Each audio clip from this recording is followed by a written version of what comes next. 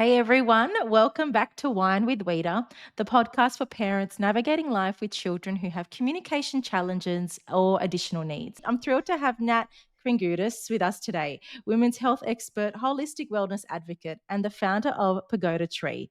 I'm turning 40 soon, Nat, and perimenopause is literally everywhere on my Instagram feed. And I'm really keen to hear your insight to hormonal changes, stress, and well-being. We'll also dive into Nat's personal journey as a parent and her powerful mantra, "You've got this, Nat," plus practical ways parents can feel empowered and resilient. So grab a glass of wine and let's dive in. Welcome, Nat, to Wine with Weta today. Thank you so much for having me. I'm excited to dive into this discussion.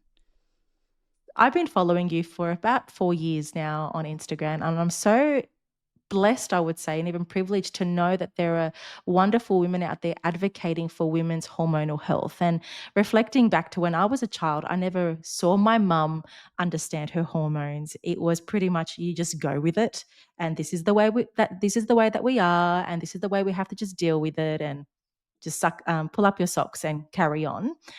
How do you help women through perimenopause, stress, and holistic wellness?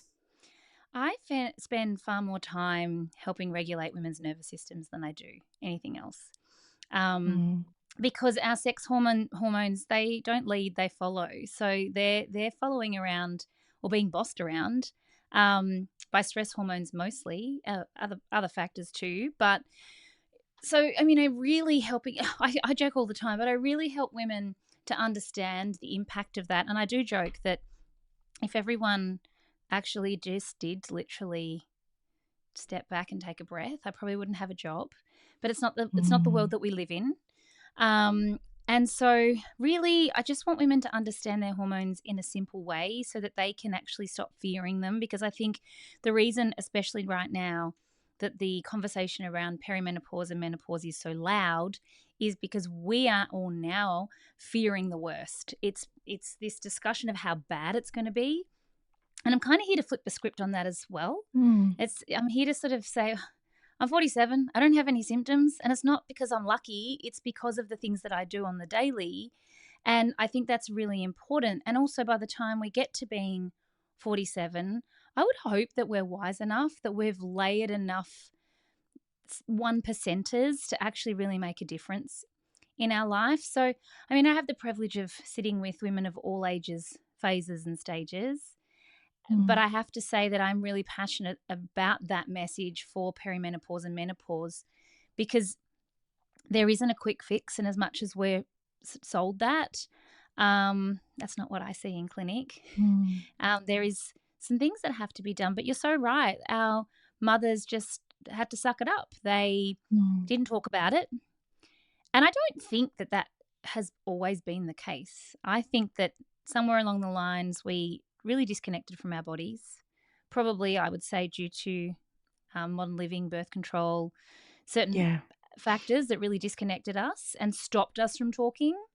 I think that if we rewound 100 years, I don't, I mean, I joke about this. I'm like, you want to talk about how women went through menopause or perimenopause 100 years ago, go and ask someone who's 100.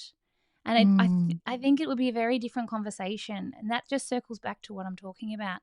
Our dysregulated nervous systems are really the problem, not our hormones. Yeah. And it's also about the times that we're living in. It's so different. Like 100 years ago, fathers were the breadwinner, mum stayed home, they had a village, the village supported them, the foods that they ate, children were different, entertainment was different. And so when you reflect on it, even myself as a mum, I know when my nervous system is at its peak. I know when my cortisol cocktail is getting quite full, right?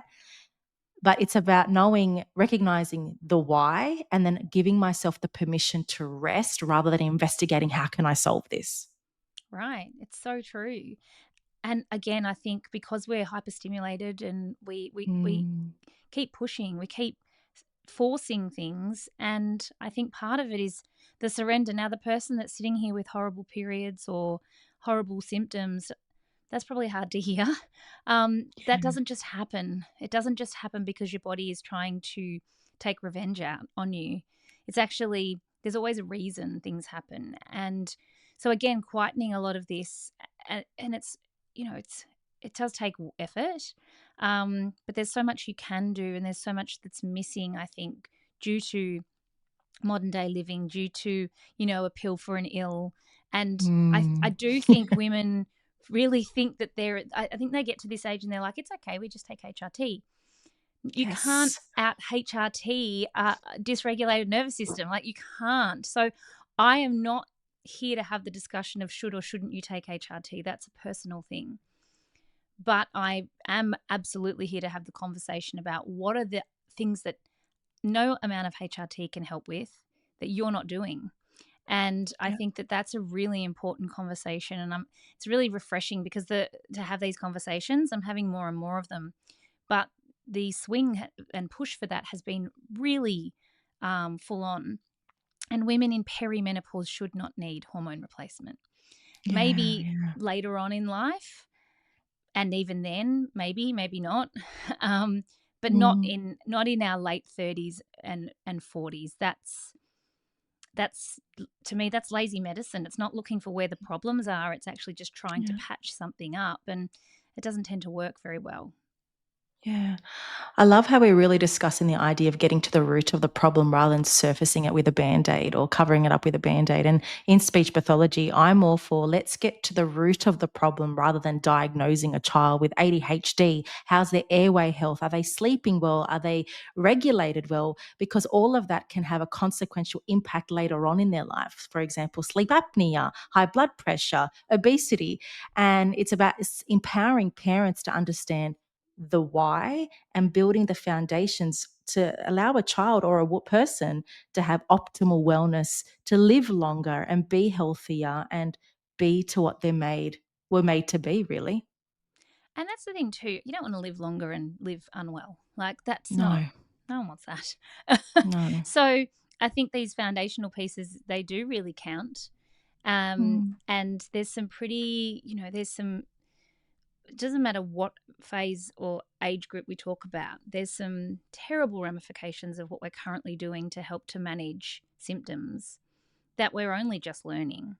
And so that to me is rather concerning as well, because we're not having those conversations. We're not talking about what happens when you put a young woman on birth control, or, I had a woman arrive in my Instagram the other week and she said to me, what is the best birth control for my daughter? I'm wow. petrified she's going to fall pregnant. And I said, I don't know why you're asking me this question, because I'm not a great fan of birth control for teens. Like, I'm really not. And Mm, that's because their developing body, um, using birth control is shown now to have long term implications, especially on the brain and the wow. development of the brain. And I said, I don't know why you're asking me this, because I'm not going to meet you with the answer that you want. I really do fully believe that, well, the research tells us that the later in life a young woman uses birth control, the less problematic it is for her brain health development and long term hormone health. And she said, really? Well, what am I supposed to do? And I said, okay, well, I mean, there's options, but really we need to empower young women to understand their menstrual cycles first and foremost. Mm, And then shift that forward 15 years. Say a young girl understood her menstrual cycle before she wanted children, before she was stressed about having children, because that's the current narrative, is that you can't have children either. That's stressful, no. right? It's stressful because no one ever taught us to read our bodies.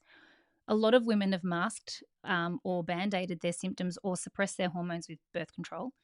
And then when the time is right, they try and learn their body and get pregnant at the same time. And what that does to your stress levels is send it through the roof. What happens when our stress hormones are high? It takes our sex hormones offline.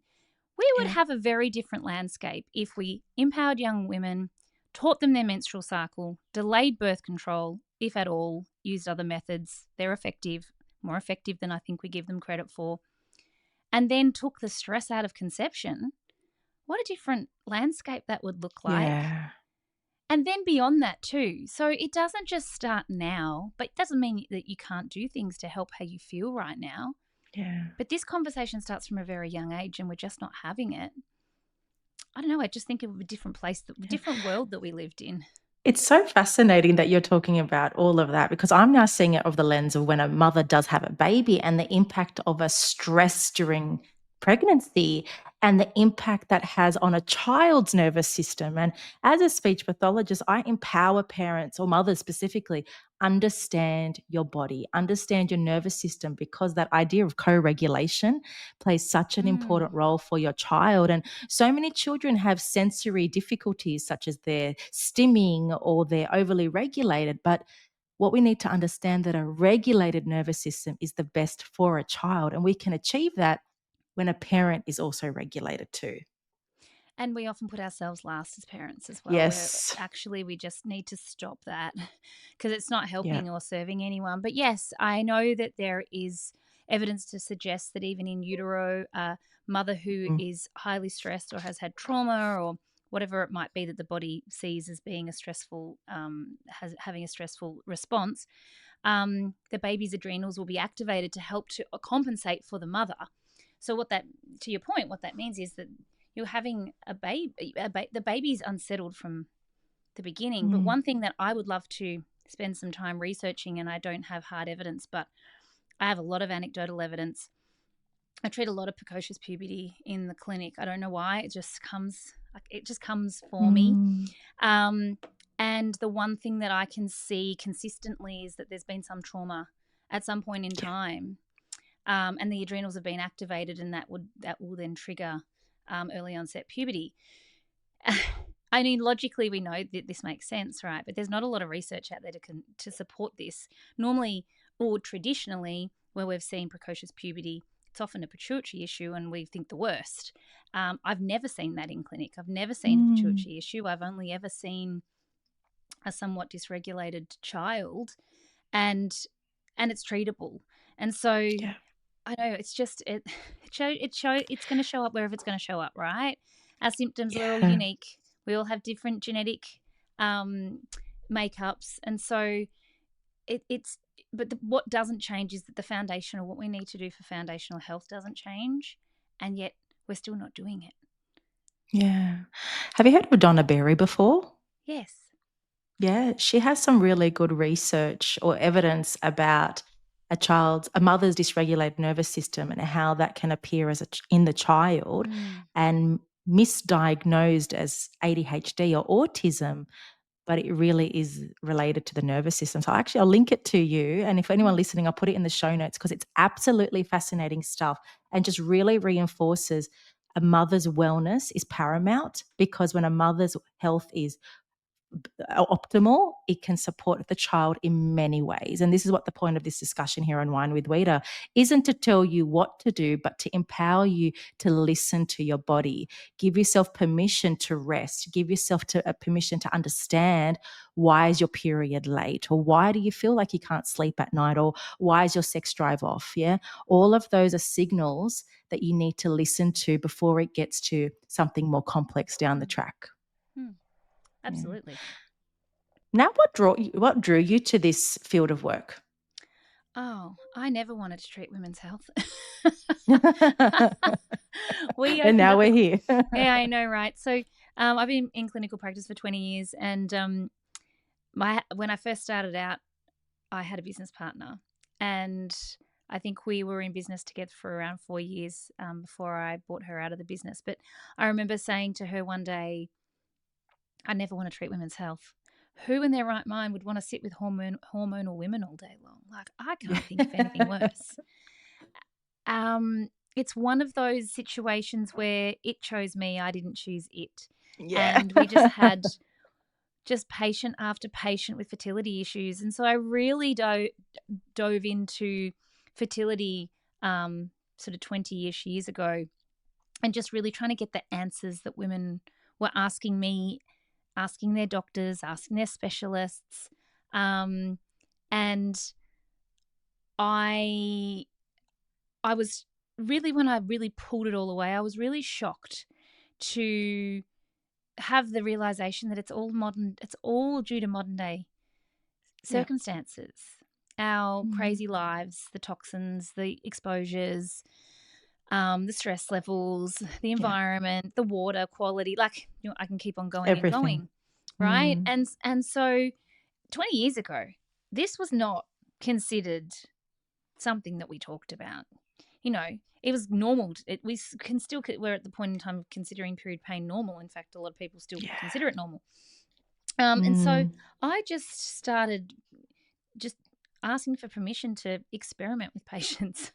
I was like, I don't have a solid answer, but here's what I think might be happening. Yeah. And we just we didn't have the infrastructure. We got so busy so quickly way back in the day. Mm. Um, and then that just led on this path where I followed whatever came next. And that's Mm. really how we started in women's health. But when I was writing Beautiful, not Beautiful You, Well and Good, which is a very old book that I wrote on fertility, I just had this realization. I'm like, we got this wrong. This is so wrong. I'm writing about how to be more fertile for women in their mid 30s. I need to be educating teenagers. We need to be educating Mm. mothers and their daughters. And so the second book I wrote, Beautiful You, was very much towards that teen health angle because I felt like that really was the missing piece. And now my audience is the mothers of the teenagers who Teens. are going through perimenopause and menopause. So it's just, it's not that we don't treat fertility anymore. We still do. But I spend a lot more time in between teen and perimenopause just due to the current audience that we have. Mm. I find it so fascinating. As I said earlier off air, I have 3 daughters, and I feel the biggest privilege that I could do is model them optimal women's health because I know they've got their eyes piercing at me and they will learn through what I do. So saying no to things that really drain me is actually healthy. Giving myself to understand what am I capable of and do I have the capacity of? And I want to really raise that here on this podcast. And I mentioned it to a client today, especially as we're leading up to Christmas. As women, we're capable of doing it all. We can do all the Christmas presents. We can host Christmas. You can attend all your child's therapy appointments. But do you have the capacity now to achieve that without burning out? And as we're leading up to the end of year, I want you to recognize, do you have the capacity in this moment? Do you have the capacity to deliver the needs to yourself and your family without collapsing, without feeling exhausted? And I hope this episode of Wine with Weta, especially listening to Nat, gives you that that peace of mind to know that looking after yourself is okay. Yeah. Absolutely. It's so Yeah. important, but also just to your point, if you're sitting there every month and you dread your menstrual cycle, you dread your period, it's awful. Mm. You have PMS for a week, you have sore breasts, you get headaches, it's heavy, you're in pain. Why would our children ever want to have a period if that's what they're seeing in you? Mm. So it is absolutely setting an example. It's absolutely saying no when you can't or don't want to.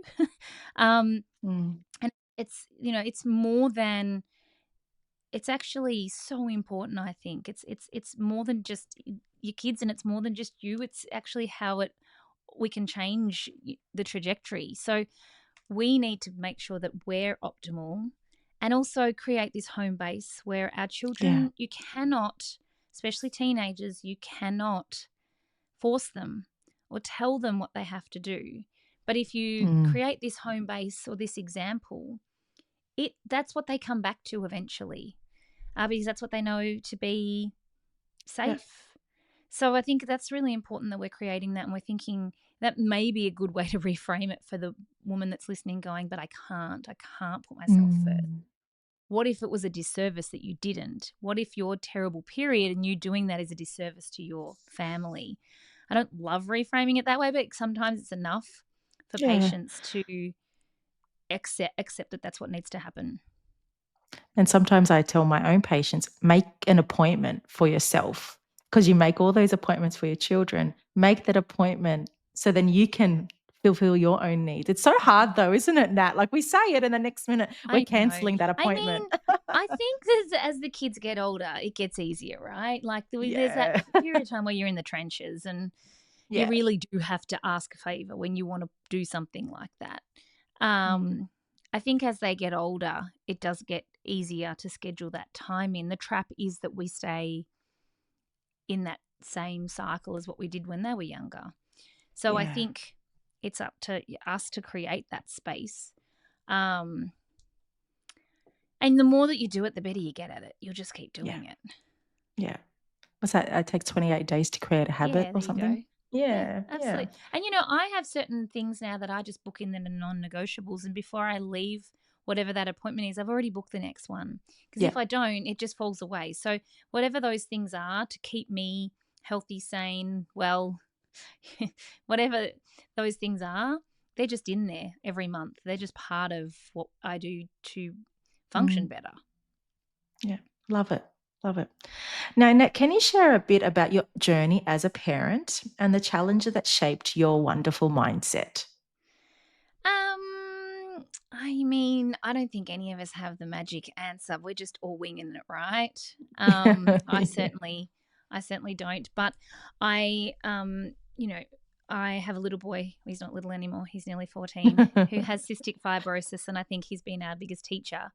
And especially to look after ourselves, because I definitely burnt out when he was little, just from the sheer exhaustion of, I think, the emotional roller coaster when you have a diagnosis that seems so final. Especially you get this diagnosis when they're 4 weeks old. You're not Yeah. even you don't even know what's left or right. Um, and so I think, I mean, my daughter's older than Jordy, and she's 17, and she definitely taught me a lot. But the quick and fast lessons with Jordy were quite intense. And firstly, there was the when Jordy was first diagnosed, there was a definite underlying, oh well, if it's gonna if he chose the right parents, or if anyone can do this, you can. And Mm. that's all good and well, and that's all lovely, but that got tired pretty quickly. Even though I Yeah. know it was from a place of love that everyone would say that, it was sometimes a bit like, why the hell me? Like, why? I know I can do it. Of course I can do it, Mm. but why? But I definitely can say that when Geordie was first diagnosed, I went into what felt like a very deep, dark pit for a short amount of time whilst we were navigating that. And CF looks different today than what it did 14 years It ago. does. Very, Treatment's very, changed. very different. Like, you definitely Mm. didn't want to Google it when Geordie was Mm.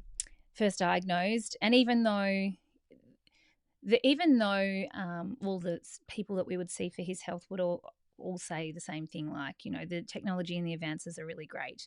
Um, they still weren't quite there yet. So anyway, I think, what really happened was, after a series of many medical appointments in a very short space of time, what happens when you have a child back then that was diagnosed with CF was, you got thrown into what I called CF boot camp, and it was not nice. And it was very much, this is your life now. You probably won't be going on many holidays. You will need to be near a hospital all the time because these kids are sick, and Mm. they get respiratory issues, and they get digestive issues, and they fail to thrive, and they don't go to the toilet properly. And so, it wasn't positive, but also my best friend's son Yeah. had CF. And so it was none of that. It was actually trying to figure out, how do two besties that grew up together since they were 13 years of age, and, that bestie that you're always with, that one, how Yeah. does that even happen when there's 3,000 people living with CF in Australia at the time? I'm like, that I could Mm. not get my head around. I could get my head around Geordie having CF, but I couldn't get my head around how that could happen to both of us. And so that was a massive challenge in itself for many, many reasons. But it also meant that I had already had the curtain pulled back on what CF was really at its core. It's And that like you had was your village. right. And Mm. so by the time we'd had, 5 days of appointments, and me storming out of one of them because they were telling me to feed my son McDonald's, and that's Oh, not going to go well with me. wow. It's not going to go well No. with me at all. Why would Um, they say that? because they fail to thrive, they fail to put on weight, and so they're like, you just feed them Jeez. whatever, right? I mean, it's things have slightly advanced, but I wish that they'd advanced more, because we're still not quite there yet. And even watching Olivia and what they get taught, Livy's doing health and human development. It's a year 12 subject, has Yeah. just finished. I'm looking at it, and I said to her when I was testing her, I said, sweetie, this is wrong. And she's like, what do you Mm. mean? She goes, what do I do? I said, you learn it wrong and then I'll teach you right. But, it was still the fat's bad, sugar's fine, salt's terrible. I'm like, what? No, not in the right Mm. forms. So anyway, it hasn't come that far, unfortunately, and I don't think it's set up for people to thrive nutritionally. But anyway, the point being is that I didn't speak to anyone for days and days and days, and I really blocked myself away because I couldn't have a conversation without crying. Like I just couldn't have a Yeah. conversation with anyone, and so I actually sent a message on Facebook Messenger back in the day and said to a big group of people, um, this is what's happened. Jordy's being diagnosed with CF. Please don't call me. Please, I don't want to talk to you. I don't have anything good to say to you. I just need time. And I know that this will be all right. And I know you're here for me, but I'm begging you to please not put a phone call through because I just need to figure Yeah. this out. And Yeah. so, you go through all those emotions. Anyway, on the last day of CF boot camp, I said to my husband as we're driving, I said, what if this was all going to be okay? And he looked at me, and as he did, because, these are the sort of things that I would say. And he's like, yeah, sure, babe. Like, if you think. And I said, no, but what if it was? Like, what if this was put here to help us get what we need? What if it was just going to be okay? And it was this little glimmer of hope that I could see, and it changed me in an instant. And so we went into this appointment, and it was the final day with the pediatrician with all the medicines and all the things. And something just came from that mother place inside. And I said to the pediatrician, I don't want to do this. I don't want to do what you're asking me to do. It does not feel good. And back then, they used to give the kids a prophylactic antibiotic that was really strong for the first 2 years of their life. Yeah. I said, I don't want to do it. And he said, well, this is what we do. And I said, do we have good research on this? And he said, not really. And I said, okay, well, I feel sick to my stomach and I can't do it. And Yeah. so what are we going to do? And I said, can I have 6 months that we don't do the antibiotic? And he said, okay. He said, you can have 3. Well, I think he said whatever it was. And I was like, oh my gosh, this was the glimmer. Like it just kept happening. I just kept How following. empowering for you. Right. And I said, Mm. okay. He said, but if this kid gets sick, you're doing exactly what I'm telling you to do. And I was a little bit Yeah. like, we'll see. Anyway, I mean, I'm cheeky. And then it hasn't been an easy road, but I have advocated for Jordy for the entire Yeah. time. And we've had, I know that I don't make their job easy. I know I don't. But I have a very Yeah. healthy, thriving child against what I was told he would be. And what that taught me was that, we're very good at looking for disease. We're very good at looking for illness. We're very good at looking for all the things that are wrong, but not paying any attention to the things that are right. And so I started using this not just with Jordy. And don't get me wrong, there were days where I was like, what am I doing? Like, I'm refusing treatments. I'm refusing things that are being recommended, but my gut told me no. Mm. And I remember my husband one day saying to me, well, at some point you might need to be a bit realistic. And I was like, what do you mean? He's like, you might just actually need to see the future here. And I'm like, oh no, I see the future very clearly. But the more I practice this and the more another day without antibiotics, another day without him being sick, another day with thin secretions, another day where we're, further away from a lung transplant or further away from Mm. these things that could be his reality.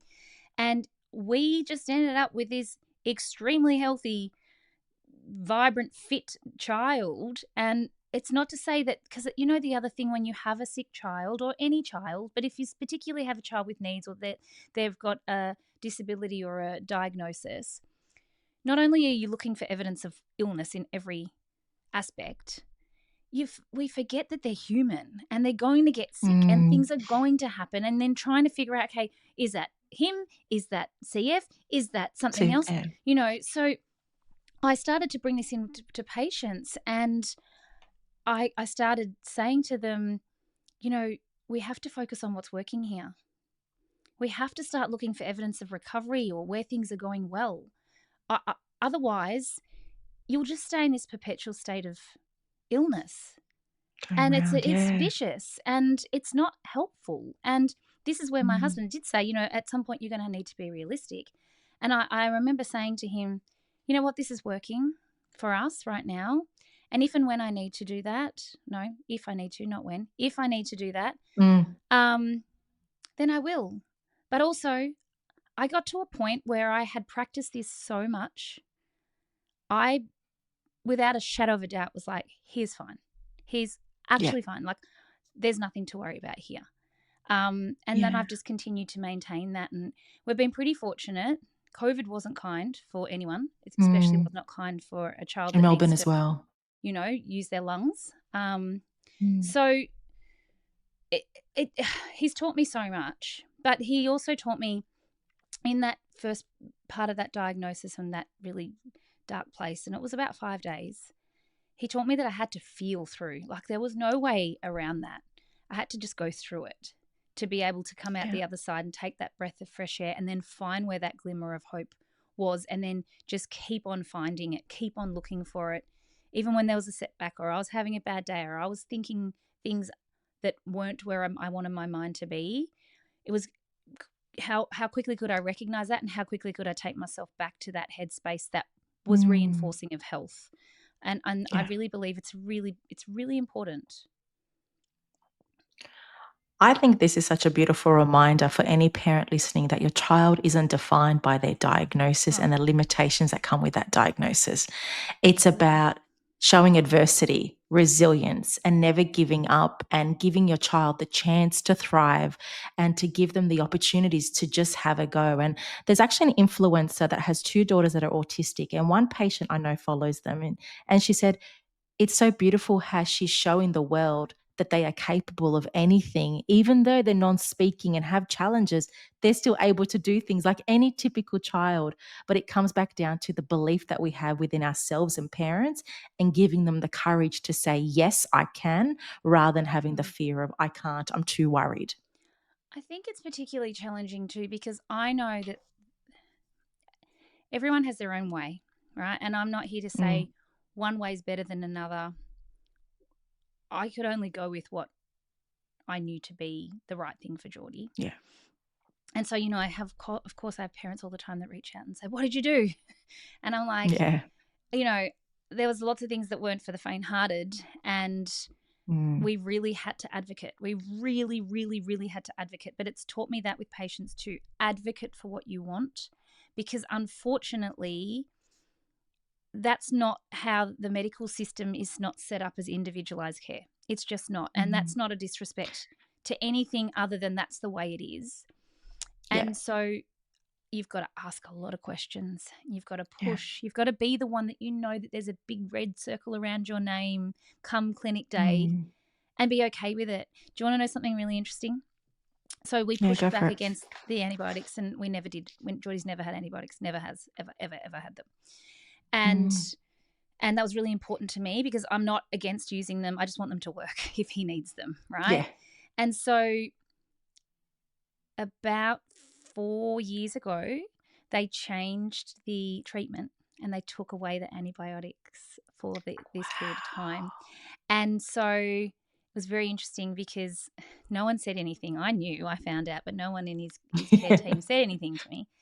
And then I was like, oh, so hey, about the prophylactic dose of, I heard that that's not happening anymore. And they were like, oh, yeah, yeah. And I'm like, for all the hell you gave me, it just goes to show that, what we know to be true may be, may not be, who knows? But I think Mm, as a parent and someone that knows, because let's think about what that would do to a child he's not yeah. immunosuppressant, but he needs his immune system to not get sick.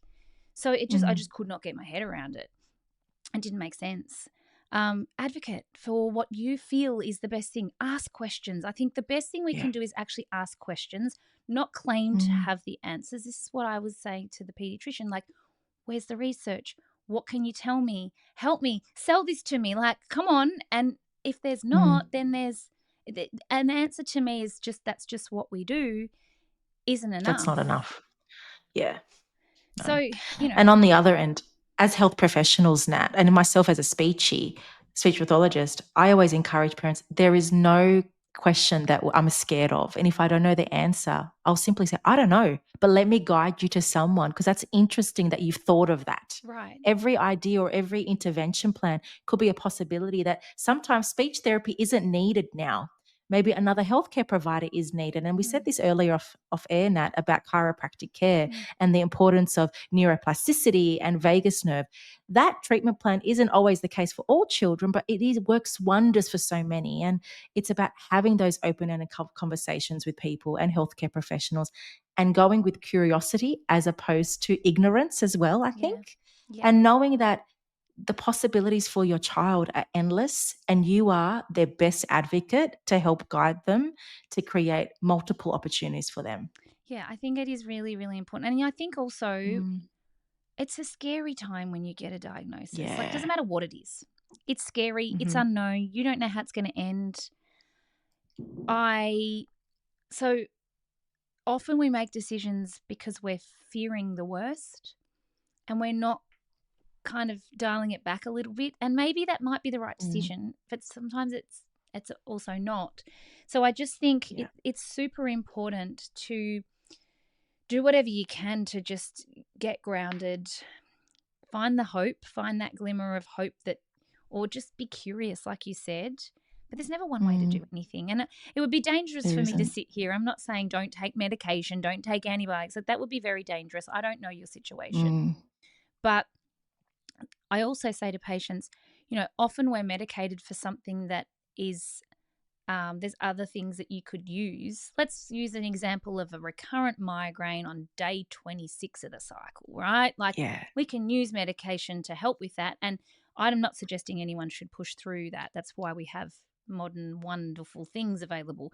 But if you can see something happening and there's a pattern, let's get to the cause of why that's happening, because long term use of medications aren't without risks. It doesn't matter what Yeah. anyone says, they're not.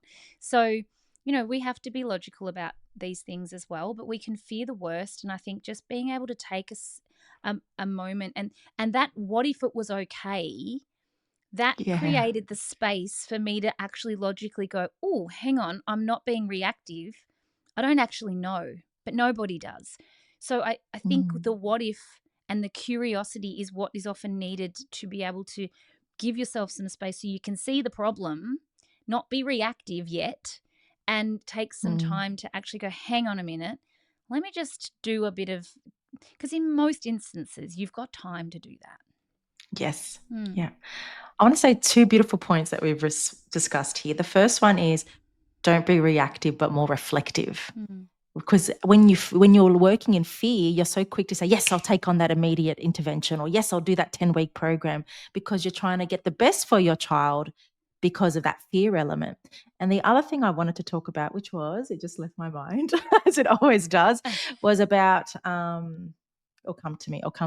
Oh, that's right. NDIS. As wonderful as it is, there's this push for parents to access all these services with the short amount of time with the funds so their child doesn't miss out. mm. And I have in my current caseload, I tell my clients, you don't need me anymore. My job's done. But like, no, we need you, Rita. We need you, Rita. But you don't need me. The system has told you that you need to have me. But let your child develop their communication skills in their naturalistic environment with all the skills that I have taught you. Think about it. What if they don't need speech anymore? What if we give that child a I chance to mean, communicate with their peers? This, we can just keep having this discussion and go around in circles, but that's what I want to say, Nat, as well. We've been talking about advocating for your kids, but earlier we were talking about advocating for yourself. So if you advocate for your kids and fight for the what if, why don't you do that for mm, yourself and figure out, what if I try something else to understand myself? absolutely. I think Mm, it's extremely important. I mean, it's been life changing for us anyway, and yeah, I don't regret for 1 second having that yeah. conversation. And you know what? I actually was really cheeky because I did say to the pediatrician, either we're going to work together or I'm just going to lie to you. So which one do you want? Yeah. I said, Love which one do that. you want? Because I see That's so patients good. every day lying to Mm. other health providers because they're too scared to tell them that they went to the naturopath or to tell them that they had, Yeah. because it's seen as complimentary woo or Taboo. whatever. Mm. So I don't want that.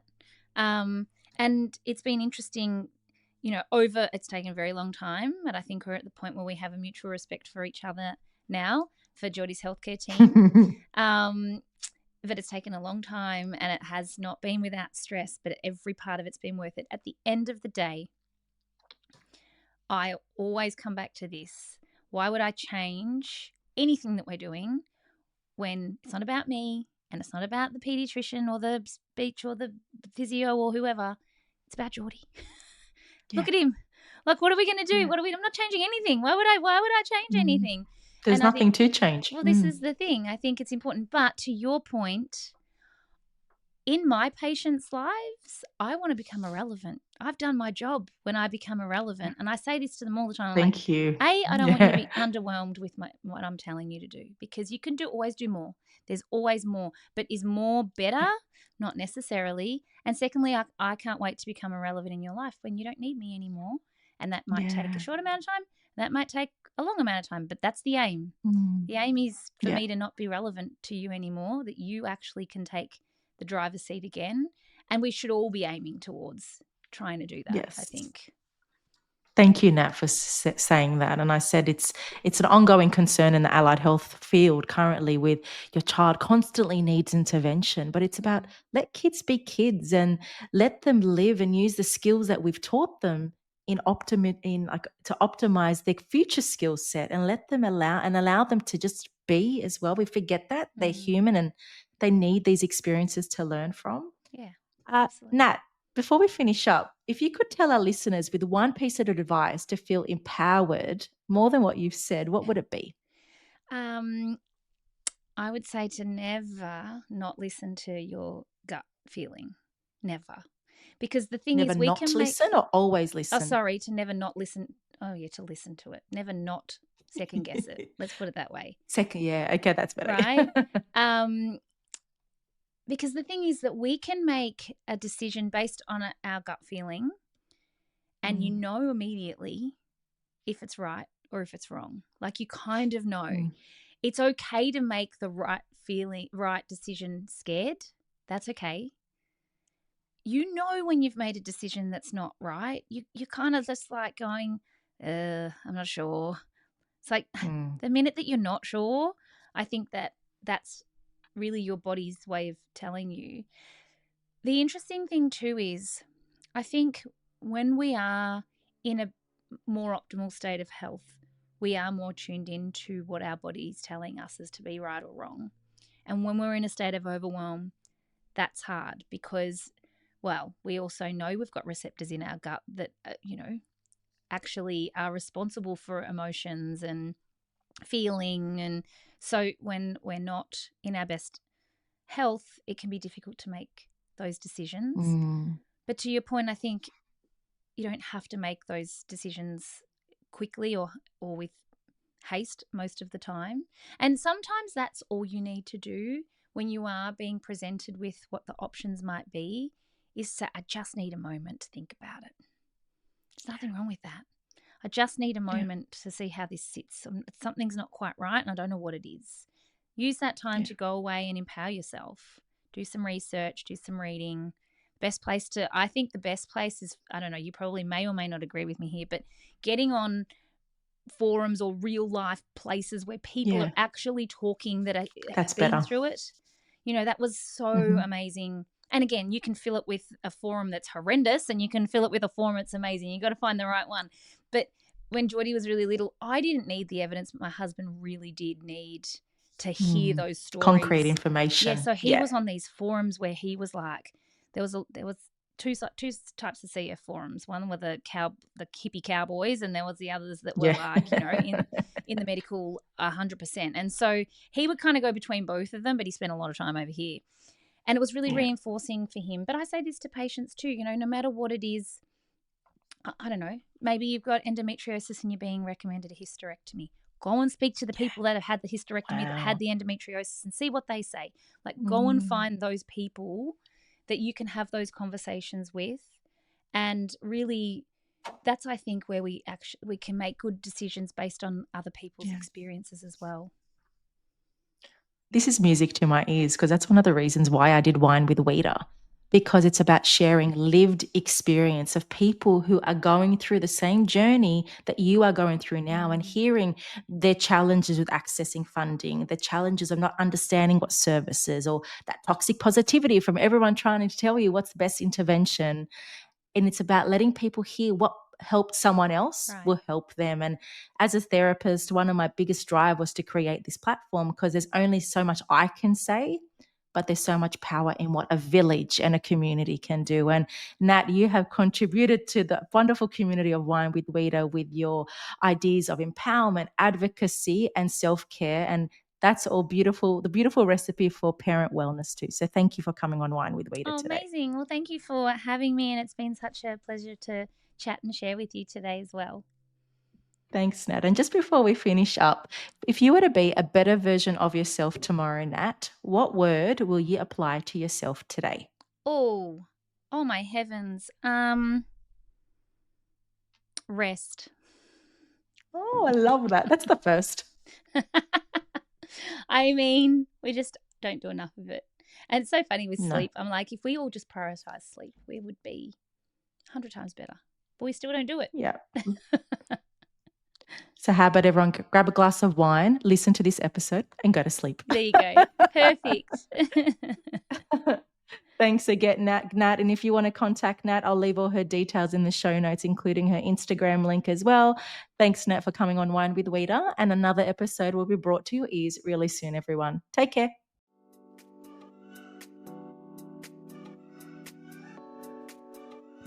Thank you for tuning into another episode of Wine with Weeder. I hope you found some new inspiration, learnt something new, or gained a fresh perspective.